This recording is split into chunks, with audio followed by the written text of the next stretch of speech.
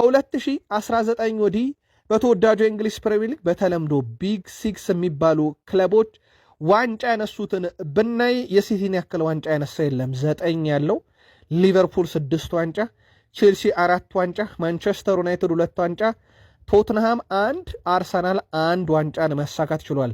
በእነኚህ 7 ዓመት ገደማ ማለት ነው። በ7 ዓመት ውስጥ ያ ማለት ጋርዲዮላ ምን ያህል ከእንግሊዝ ክለቦች ሲቲን እንዳገነኑት ማሳያ ነው። በርካታ ዋንጫዎችን ቡድኑ እንዲያገኝ በማስቻል ደረጃ ማለት ነው። እዚህ ዋንጫ ውስጥ ውድ ቤተሰቦቻችን 4 የፕሪሚየር ሊግ ዋንጫ፣ የአውሮፓ ሻምፒዮንስ ሊግ፣ ኤፍኤ ካፕን ጨምሯል። ትልቅ የምንላቸው ሌሎችም ያሉ የሊቨርፑል ዋንጫን ብናይ 2 ፕሪሚየር ሊግ እንደዚሁም በኤፍኤ ካፕ ጨምሮ ዋንጫዎችን መሳካት ችለዋል። ከቼልሲ ጋር በተያዘ ደግሞ የአውሮፓ ሻምፒዮንስ ሊግን፣ የክለቦች ዓለም ዋንጫን፣ ኤፍኤ ካፕን፣ ትልልቅ ዋንጫዎችን በዩናይትድ በኩል ኤፍኤ ካፕና ሊግ ካፕ፣ በቶትናም በኩል የዩሮፕ ሊግ፣ በአርሰናል በኩል የተገኘችው አንድ ዋንጫ ኤፍኤ ካፕ ነበረች።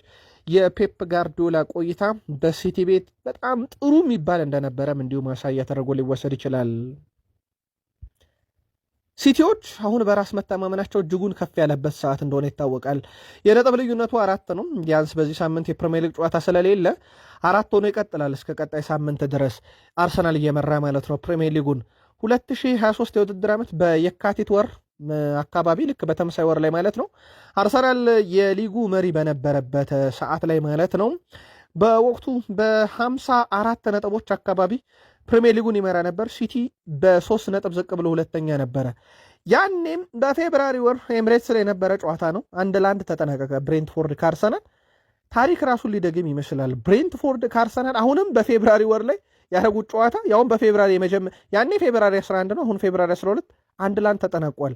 የነጥብ ልዩነቱ የተወሰነ ጋፕ ልዩነት አለው። ያኔ 3 ነበር፣ አሁን 4 ነው። እናም ሲቲ በዚህ ሁሉ የራስ መተማመን ውስጥ አንዳንድ ግጥምጥሞሾች ራሱ ለሲቲ እያደሉ ይመስላሉ። በ4 ነጥብ ልዩነት መምራት ዘና አያደርገኝም እያሉ ነው ፔፕ ጋርዲዮላ። ምናልባት እሳቸው ጭንቅላት ጨዋታ የቃላት ጦርነቱን ካሁኑ የጀመሩት ይመስላል። የማንቸስተር ሲቲው አሰልጣኝ ፔፕ ጋርዲዮላ ፕሪሚየር ሊጉ በ4 ነጥብ ልዩነት መምራት ዘና አያደርግም ብለዋል።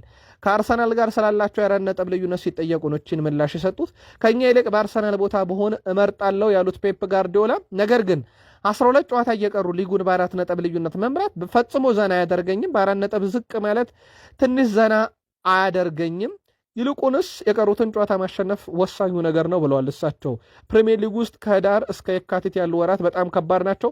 መጋቢት ላይ ሰማዩ ይጠራል።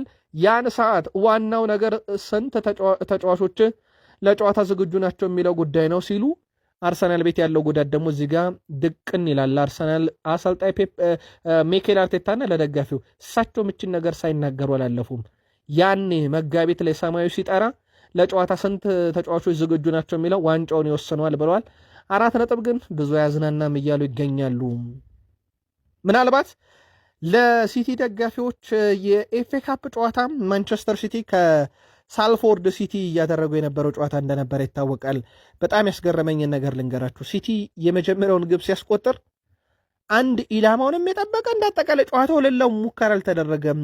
የሳልፎርድ ሲቲ ተጫዋች አልፊ ዶራንግተን ነበረ በራሱ መረብ ላይ ያስቆጠረውና ሲቲ ሳይጫወት ሲቲ ሳይሞክር ሲቲ ምንም ኢላማውንም የጠበቀ ከኢላማም ውጭ ሙከራ ሳይሞክር ግብ ያስቆጠረበት ጨዋታ ነበረ። ትንሽ ፈገግ የሚያደርገው ከኤፍኤ ካፑ መርሃ ግብር አንደኛው ነበር።